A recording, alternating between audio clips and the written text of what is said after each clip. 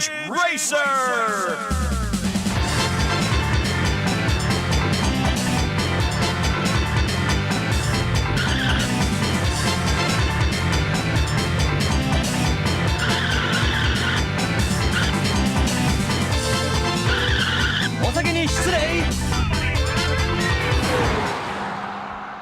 Ridge Racer is an arcade racing title released by Namco on October 30th, 1993 in Japan and November 30th, 1993 in the USA. It was later ported to the PS1 as a launch title, released on December 3rd, 1994 for Japan and September 9th, 95 in the USA. Ridge Racer was developed in 8 months and was the first arcade game with 3D texture-mapped graphics. The development time was to beat Sega to the punch on a new arcade racing title and to beat them to market. Ridge Racer was also originally planned to be an F1 racing title. However, that was scrapped in favor of the drift-focused gameplay we see in the title today. While releasing Ridge Racer to arcades, Namco described the game as the most realistic driving game ever, and at the time it definitely had an argument to be described as such. Once the game released in arcades, it was met with great reviews and was actually the highest grossing arcade game of 1994 in Japan. Also being a hit in arcades across the US and the UK, it had reviewers and players raving.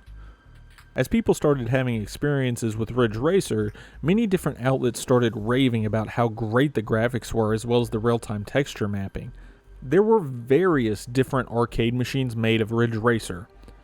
There was the standard sit-down one-monitor cabinet, the stand-up one-monitor cabinet, the triple monitor sit-down cabinet, and, the most impressive of all of them, the full-scale racing experience, where you actually sat down in an MX-5 Miata to drive your car in Ridge Racer. I can't imagine many of these were built, but there's a couple videos out there on it, and it looks amazing. I would love to try one of these out one day, but I highly doubt many exist, and the only one I really know of is this one in the UK, so that'll probably never happen for me. Arcade 1UP also has a Ridge Racer cabinet for sale, which most people tend to enjoy. All the reviews on it seem really good, so if you do want an arcade experience with Ridge Racer, this might be a way to go. Here are a few adverts that Namco sent out, one for the sit-down version of Ridge Racer and one for the full scale. The sit-down version just talks about the game a little bit, but the full scale really tries to sell the experience. And I do have to say, this full-scale Ridge Racer is really cool. The full-size car in it, the whole screen being massive, the lights on the outside, the whole encasement built around it, it just looks amazing. 3, 2, 1, go! When development started for the PS1 port, they had to start effectively from scratch. The differences from the Namco arcade system and the PS1 were so large that basically none of the arcade code was usable. Because of the limitations of the PS1, the game runs at a lower resolution, lower frame rate, and had less graphical detail than the arcade counterpart. The development team was concerned about loading times on the console, so they opted instead to load the entire game into console memory, just once, instead of on an as-needed basis. In order to distract players and offer something to do during the long loading time, they added a Galaxian minigame that is playable on the loading screen and can unlock cars. Because of how the game works, this will allow you to actually take out the disc once you are at the main menu screen. Once you remove the disc, you can put in your own audio CD and play music from it instead of the game's music, since the game's music is the only thing that the game will actually pull and load as the race starts. The audio on the game is very 90s, but honestly still pretty good. It's very fun and it fits the game well.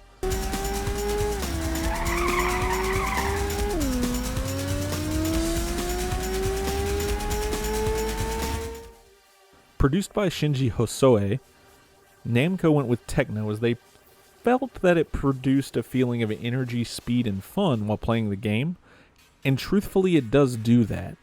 They hit a great feeling for this game, and the music is entirely fitting and fun to listen to while speeding around the track. Once the port was released on the PlayStation, the reviews were excellent. Averaging about a 9 out of 10 across the board, it was one of the best launch titles available for the console. GamePro called it the best racing game for home consoles at the time, saying it surpassed Daytona USA in every category. The biggest gripe most people and outlets had with the game was the lack of different tracks, as the game basically takes place on one track with only some slight changes and variation of speeds. It did win the award of Best Driving Game of 1995 by EGM, and multiple publications have listed it in Best Game lists, including Game Informer and EGM, which put it above games like Super Smash Bros. Melee, Super Mario World, and even Legend of Zelda Wind Waker. Taking all of that into account, Ridge Racer did really make a great impression on gamers at the time, and it was absolutely a landmark launch title for the PS1. So here we have the original Longbox Ridge Racer. Longbox games are my absolute favorite PS1 cases. These are just so awesome, especially the kind like we have here, instead of the glued-on variety like this bottom of the ninth case. These do an amazing job showcasing the front box art. The thick spine makes it easy to tell what game it is from on a shelf, instead of the small text on the side of the future PS1 jewel cases. Then the back of the case allows for a large preview of the game. These put the jewel cases to shame in every way.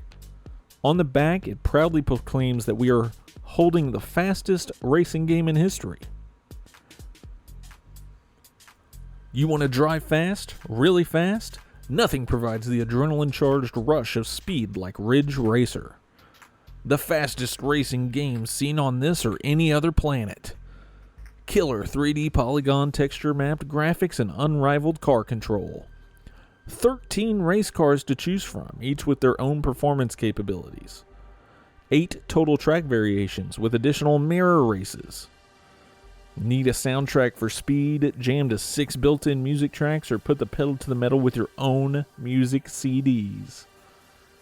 Yeah, they really went over the top with this. And while there are technically 13 cars, most of them are pretty similar, and most people really only ever use the base 4. Unless you really just dug into the game and unlocked everything.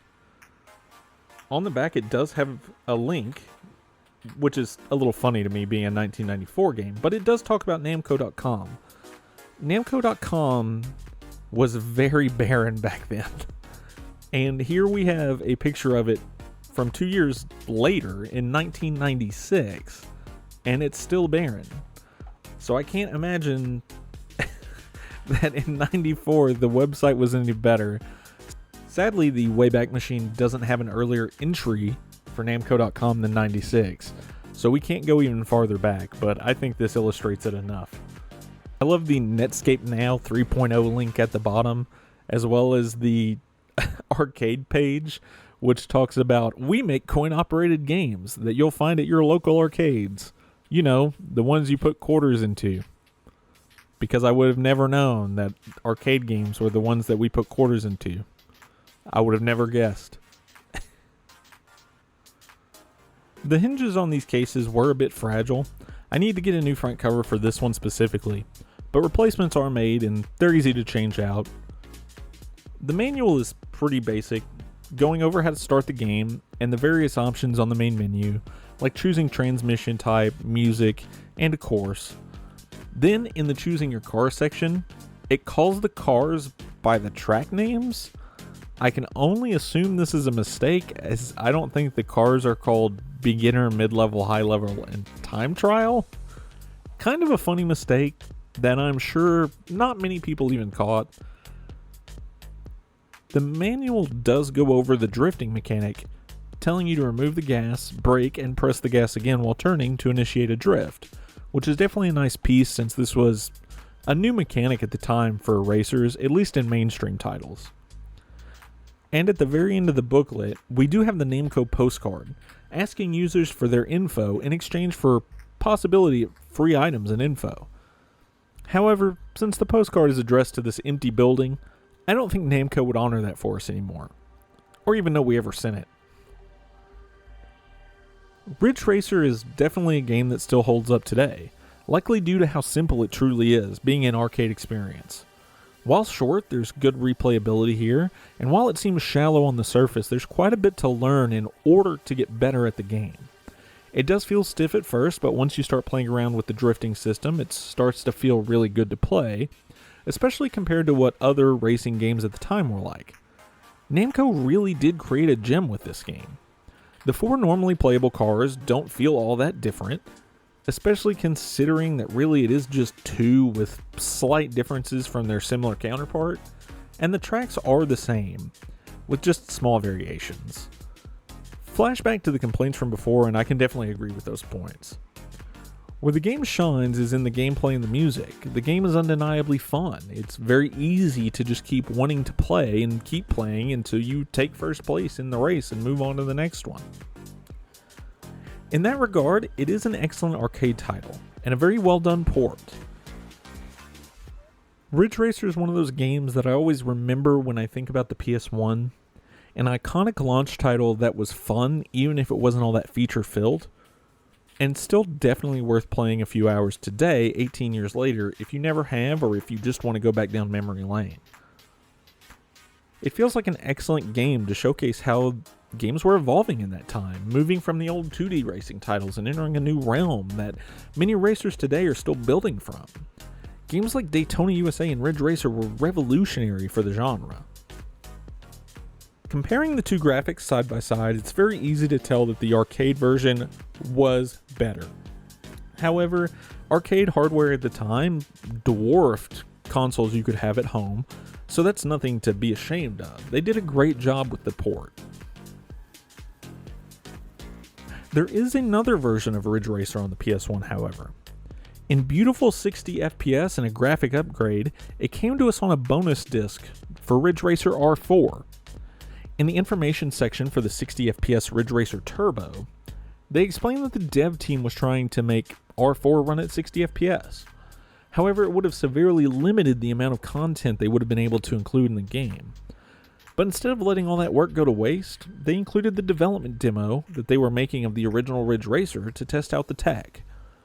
Feel free to pause if you want to read the whole thing, as it's pretty interesting to see how a 60 FPS Ridge Racer came about. The game runs extremely well, and I'm very happy they decided to release this to the public instead of just wasting the work and throwing it away. The game feels a bit tighter than the original with the increased FPS, and is an excellent way to experience the game. The better graphics also add a good amount of detail and get it a little closer to the arcade version. Even if they did limit how many cars you were racing against to just one, it's definitely a version of the game you should try out if you can get your hands on it. Overall, Ridge Racer is an amazing game that helped the PS1 during its first days of availability. It pushed forward the racing genre with a fun, fast-paced experience that took some risks and paid off. If you've never given it a try, you really should, and I hope you enjoyed this little look back at another Namco hit.